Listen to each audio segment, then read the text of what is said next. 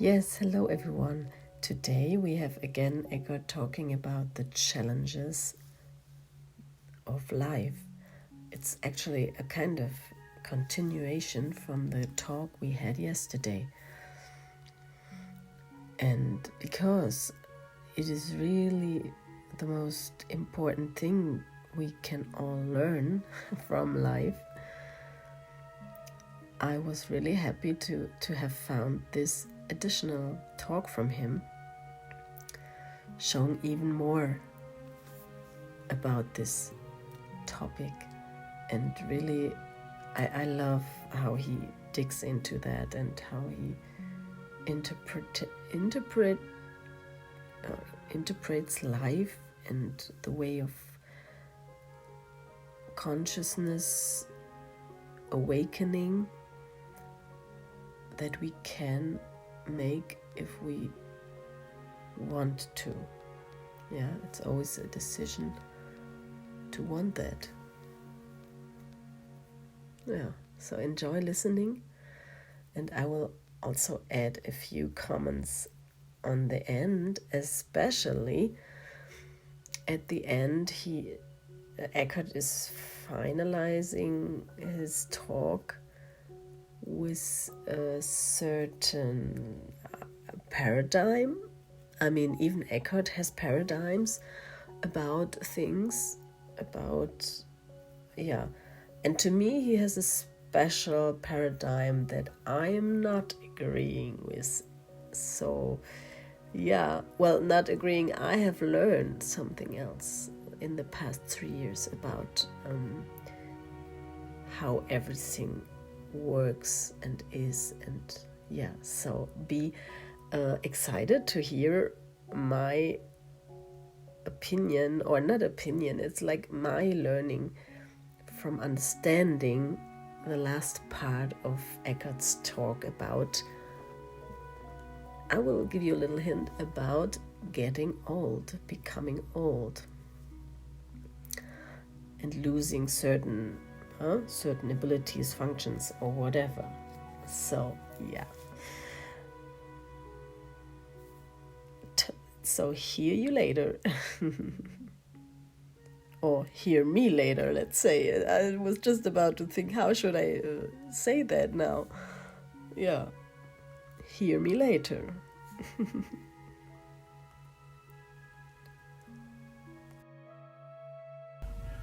Many of you, if not most of you, are going back into more doing again.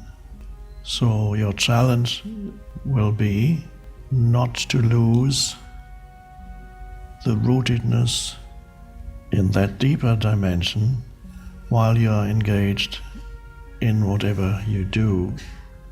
And the world will do all it can to challenge you, to pull you out of that rootedness, and it will tell you, not in so many words, but it will, in the form of events and people and happenings and things not working, and so will tell you, this is all important, give me your fullest attention, this really matters.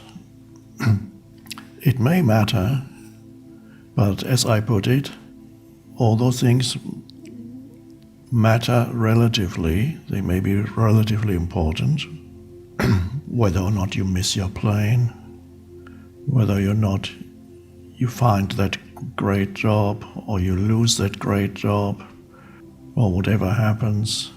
It's all relatively important,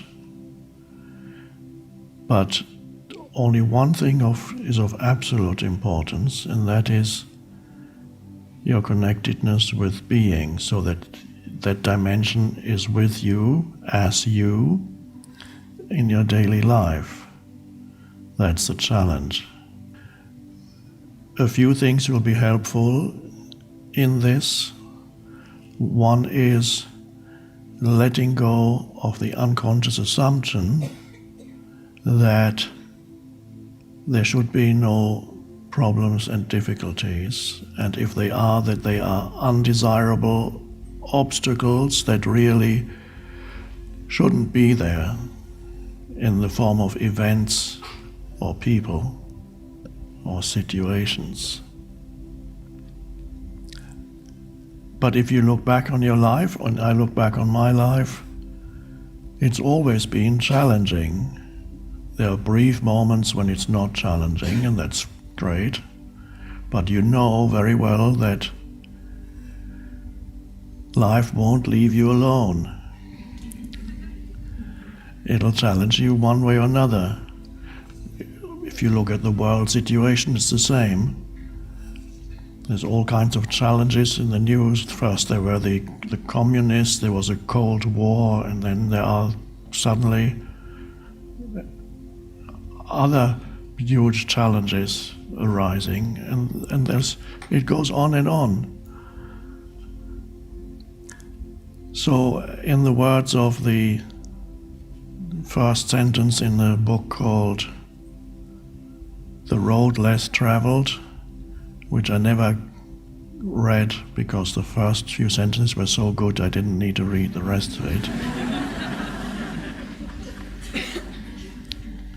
And the first sentence is, now this might go against certain New Age beliefs, and it might at first sound negative, because the first sentence is, life is difficult. That doesn't sound very inspiring. And then the next sentence, although I don't remember it literally, says, and if you know that, you're completely okay with the fact that life is difficult, then it's no longer difficult. So that's all I read. Because that says it all already.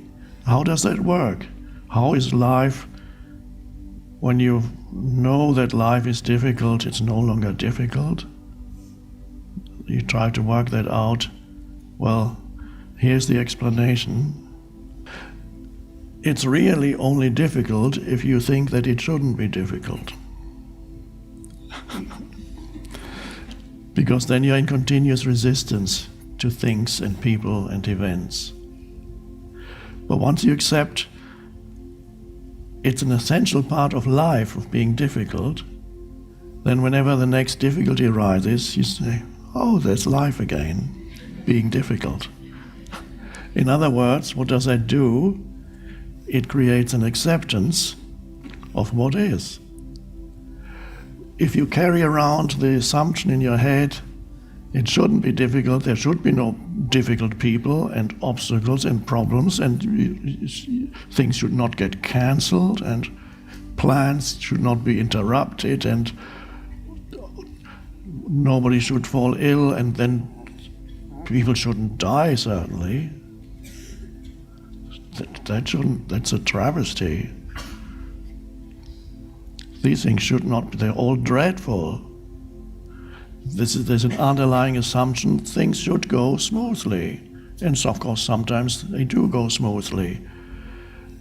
But the irony or the paradox is that once you recognize the fact that life is difficult, that life is not meant to make you happy, it's not meant to make you unhappy, but it makes you unhappy if you have a wrong attitude towards life.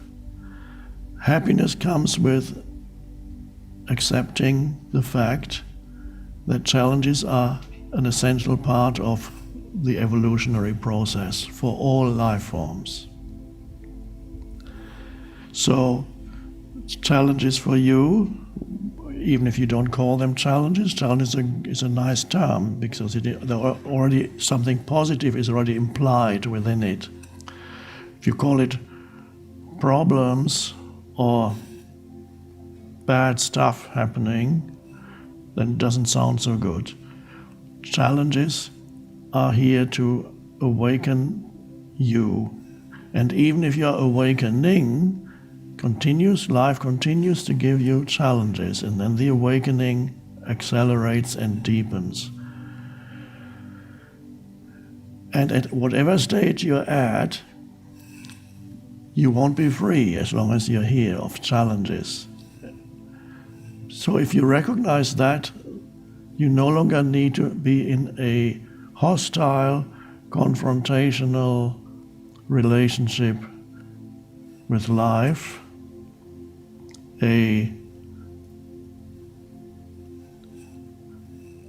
sorry about the term, you're not pissed off all the time with another thing happening, I'm so pissed off with life. Just can't go on. And people just can't take anymore,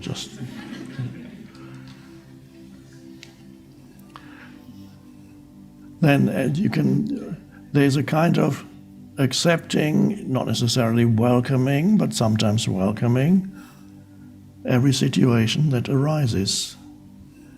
That is, so if you welcome it, there's a book by Byron Katie called Loving What Is. That means you are in an accepting relationship with whatever arises. Of course, it all arises in the present moment. Anything else that arises is in your mind. So you need to differentiate between challenges, problems, difficulties that are actual in the form of people, events, or situations, and challenges, problems, and difficulties that are fictitious, that are purely created by your mind, creating pseudo problems.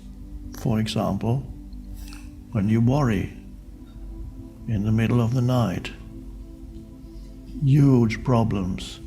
Are those the real challenges of life? No, these are fictitious problems created in your mind, dwelling on things that happened but should not have happened. Those are not the real challenges of life, those are the challenges of your mind, the mind-created problems. So you need to very clearly differentiate in your life between actual difficulties, challenges, or problems. There is a person who is shouting at you, that's an actual.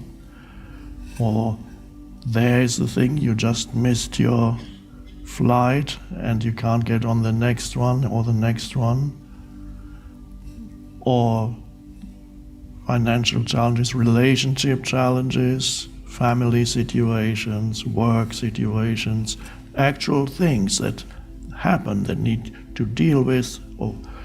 But then there's a huge amount of suffering that is generated not by the actual challenges of life, but by the fictitious problems that the mind creates, sometimes around the actual challenges of life, and sometimes out of thin air, things that could go wrong.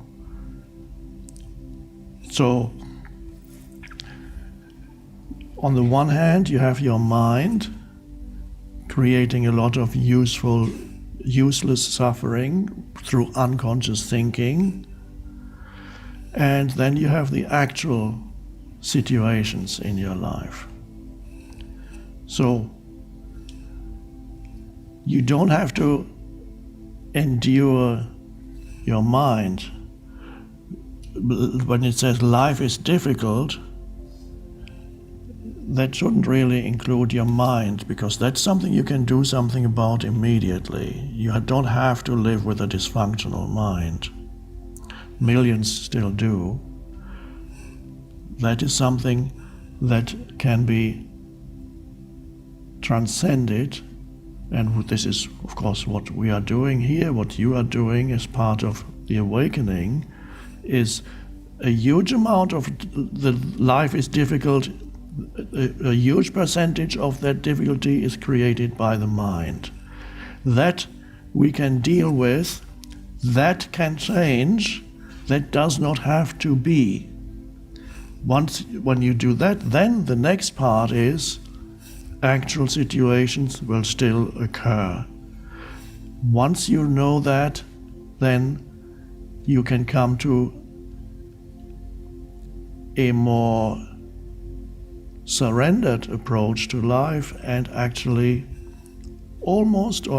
welcome the difficult people in your life, the difficult situations in your life, loss, and so on, without demanding unconsciously, not in so many words perhaps, that demanding this should not be happening and there's something dreadfully wrong when things go wrong in your life.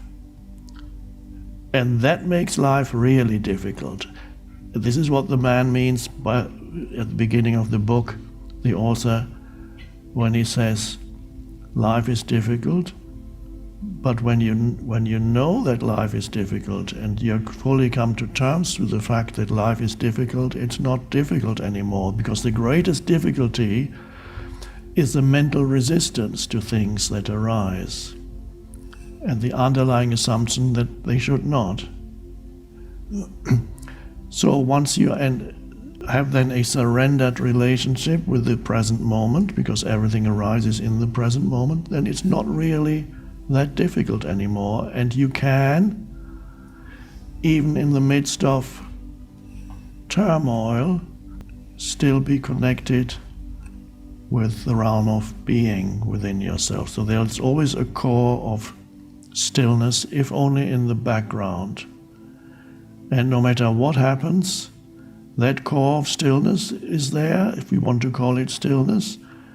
It's also, as we saw, and as you know, it's also the source of satisfaction, where true satisfaction or a true sense of well-being that goes beyond physical well-being, a true sense of well-being comes from. It's the transcendent dimension. So life will challenge you with its difficulties, small and big. Small happen probably every day in some form. So you don't get upset anymore when things don't go according to plan. You don't get upset and complain or irritated or angry when people don't behave the way they should behave. And that makes it so much easier when you no longer demand that these things should not be the way they are. They shouldn't cancel flights. Weather shouldn't be in such a way that they can't fly anymore. The body shouldn't get old. Nobody should have catch an illness. Now, a lot of illnesses are produced, or you're much more prone to have an illness if your mind is very dysfunctional, because that lowers the physical resistance. It affects the body. What the mind does obviously affects the body. Even mainstream medicine is beginning to recognize your mental emotional state affects your physical state. So if your mental emotional state is very dysfunctional, your body's resistance to illness decreases, the likelihood increases that you catch something. There are other causes of illness, so nobody can be totally free and say, I'm never going to be ill. The body is a physical vehicle with a certain lifespan, and as it approaches the later stages of its lifespan, it's just like an old car. Things start to go wrong with it.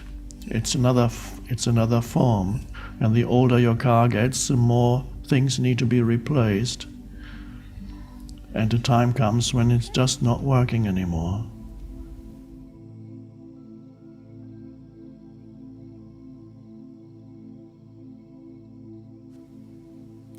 Yes, there we go. So thank you, Eckhart, for these wonderful nuggets that you gave me especially, and I'm sure you got your nuggets, and it's so nice everybody finds another important message in each talk. So I really like that one where he points it out a few times, but yeah, and that's why I want to also point it out again and give you really that feeling to it as well. The sentence where he kind of says, like also the author in the book that he was talking about and himself, that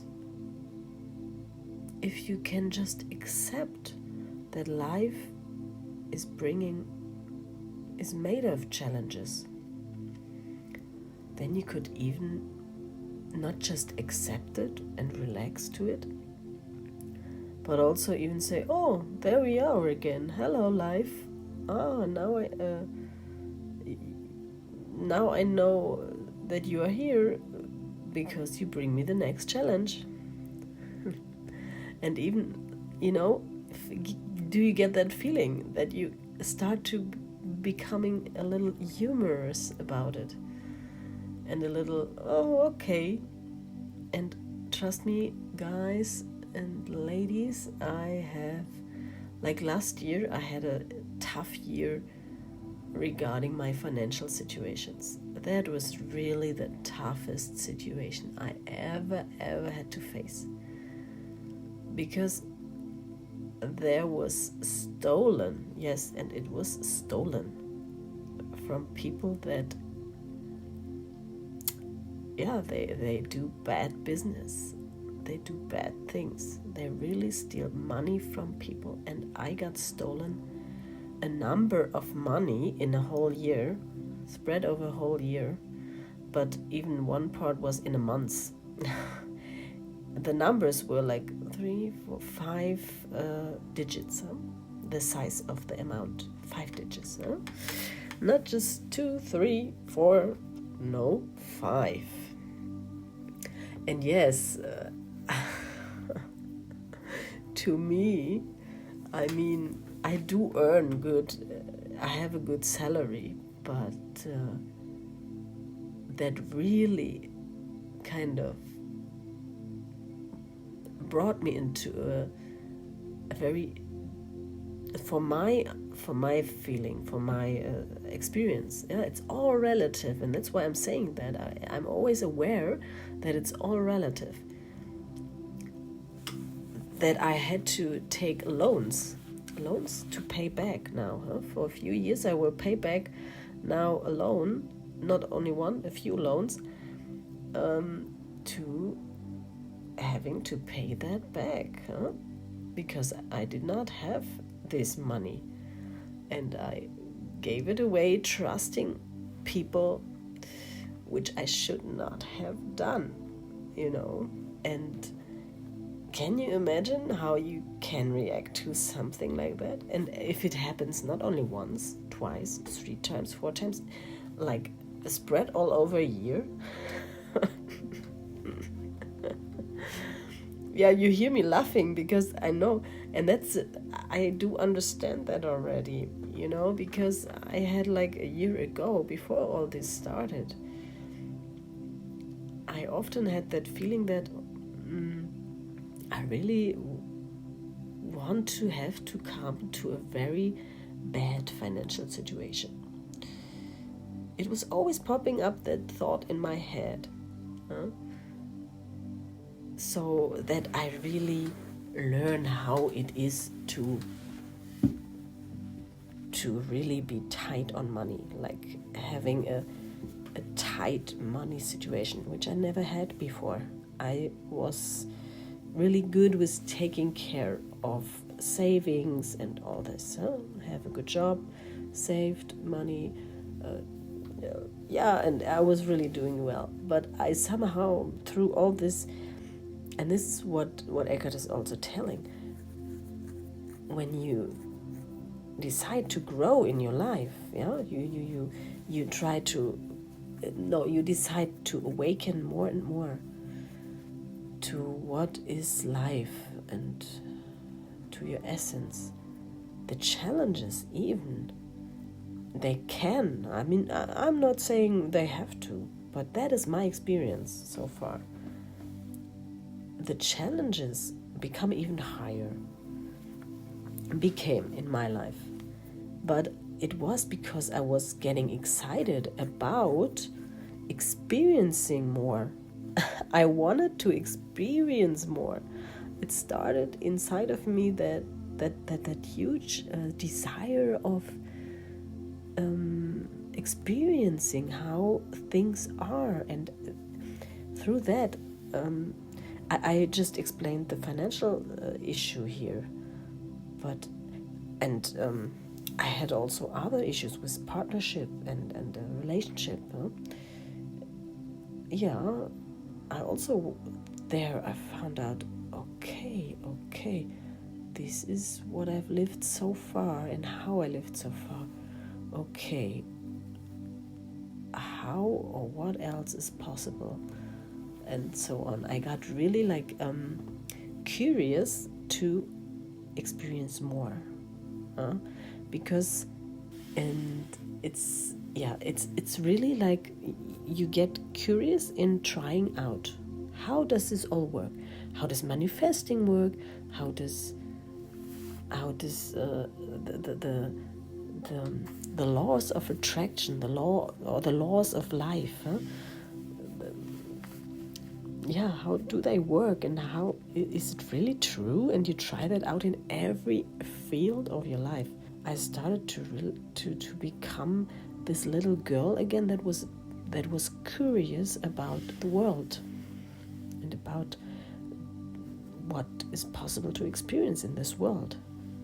And that is a kind of child mood behavior to become curious, very curious of life.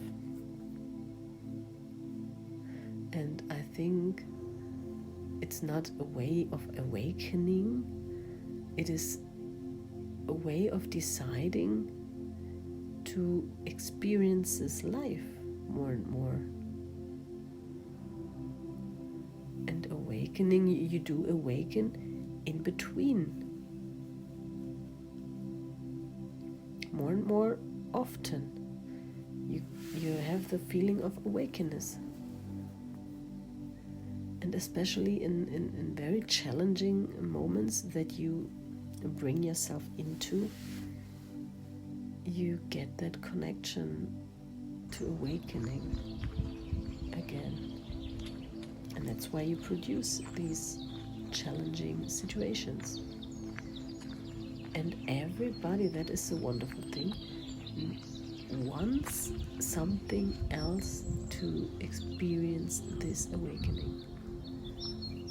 All of you're creating completely different situations in your life to experience awakening, to experience the oneness,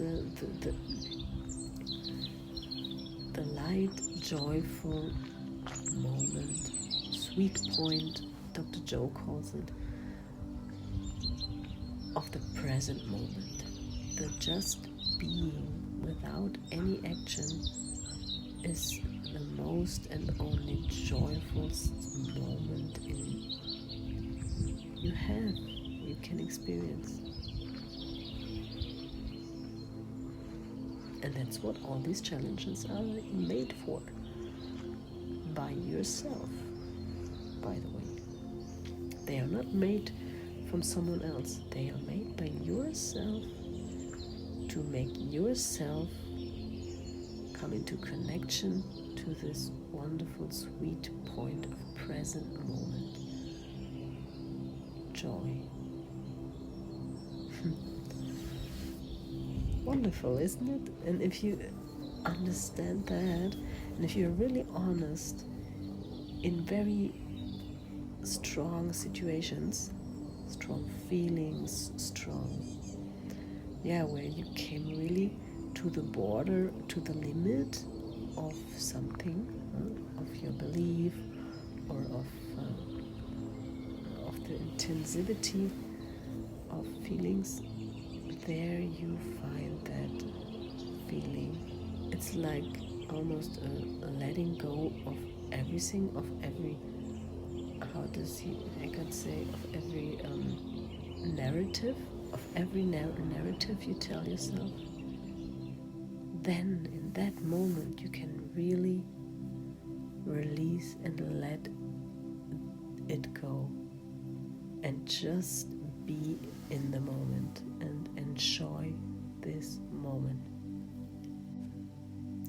Yeah, and other than that, I would love to give you some input how you can also decide to not produce many high challenges in the way of that you have to really get into strong emotions, or you don't have to do it that way. You could also train yourself during your everyday life to experience new things, little things. Start with little things, and you can train your whole body to become more capable of letting things go, letting emotions go faster through you, and thoughts, worries, and a few trainings for your body, for example, are cold showers in the morning. Yes, cold showers. Take a warm shower first, and then take a few deep breaths in and out, and then picture a wonderful, nice environment, like you're on the ocean with palm trees, whatever, something wonderful. And then you breathe yourself, you breathe and breathe, the deeply breaths, and then you prepare yourself, knowing that in a second there will be cold water coming, but it cannot do you any harm or anything. It's just coming as a little summer shower, cooling you a little bit down. And then you do that, you do the cold shower and let it run over your arms, over your legs, and then over your back, and then you turn around over your breast. Yeah, and you can really train this for like 10 seconds, next time for 20 seconds, and you will see what it does to you. It will bring you automatically also into your here and now present moment.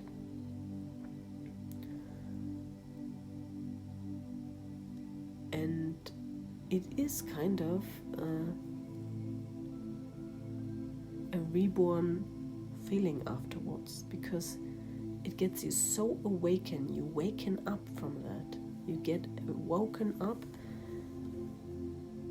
that strong that your being, your inner energy, gets pushed out of your body in a sense. It gets from this shock moment, it gets pushed out, and then it comes back into your system, and then you feel that something has changed. And that is that situation, that moment. You go out from the shock, and then you come back into your body. And this is what people experience when they are close to death, when they have accidents or something. But that is for a much longer time than when they are in how do you say, when they narcotic or not narcotic, how do you say, when they are asleep from the trauma. Yeah, you know what I mean. When they are in the hospital, then from the accident, not awaken, and then maybe hours, days, weeks later they wake up. And this is a very, very short same situation that you bring yourself into doing that. Also, when you're doing fast running, interval running, for example, then you do the same, where you hyper react on breathing, like you get this it's like in a panic attack. And for all of you that have panic attacks, it's a very good exercise, but don't do it by yourself. Take someone with you that helps you, guiding you in the breathing down, breathing you out of this shocking moment, But that's really a wonderful. These are wonderful techniques to train your whole system to become more faster in reacting on whatever is coming, whatever is happening outside or inside of you. And the things can happen outside of you. Something can happen that makes your brain remember a certain, it makes ring, and then your body is reacting on it. Or the other way around, you all of a sudden think of something, and then a feeling occurs and a body reaction occurs. It can be both ways. But you train yourself with these things, with this cold shower and with the interval running, to become faster in getting out of this shocking, traumatic moments. Yeah, trust me, it's really, really great and unbelievable. Yeah, you understand your body, how it works, what is happening physically and psychologically, how it is connected. Yeah, and what I wanted to add, that now I come to the point of the last part that Eckhart was talking about in his talk about becoming old and dying sooner or later.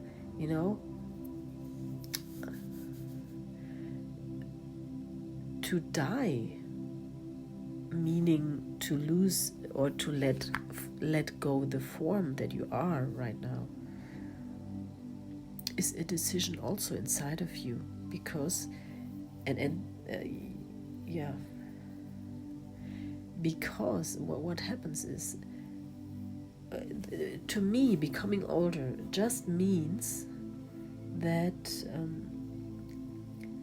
you are more and more bored of this life. Either way, you don't know that there could be more to this life that you could experience, or you really have experienced a lot and say, oh, I'm excited, I would be excited to come into a different form and experience a new form of life. So I'm fine now letting this life go, this body, this life, in this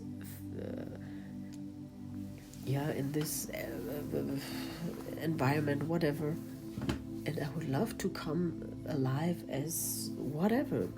You might already think of what you would like to live next, what kind of life. And I don't know, but you have probably heard about this, that certain, in Buddhism, for example, they are also saying you can choose where you come alive next time in a human body, in which family, which situation, which whatever, you choose that. And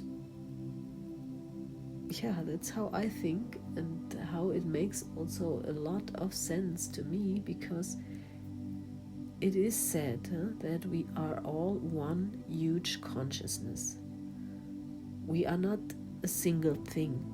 We are one huge consciousness, and in that, the material that we are right now, the information, the person we are now, is just a decision of the whole thing, deciding, okay, here we need this form now, right now. And in the global consciousness, we can also decide, okay, now we don't need this form here anymore. We would need something, here and there, and then you go there and be another form and do something else. And even within your form that you are now, you can also decide to change completely. You can decide to change from a completely drug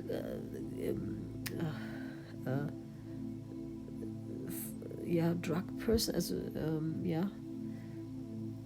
person full dependent on drugs. Decide, okay, from one day to the other, no, I am not anymore that. I am someone who is healthy, who is helping others, for example, to get out of their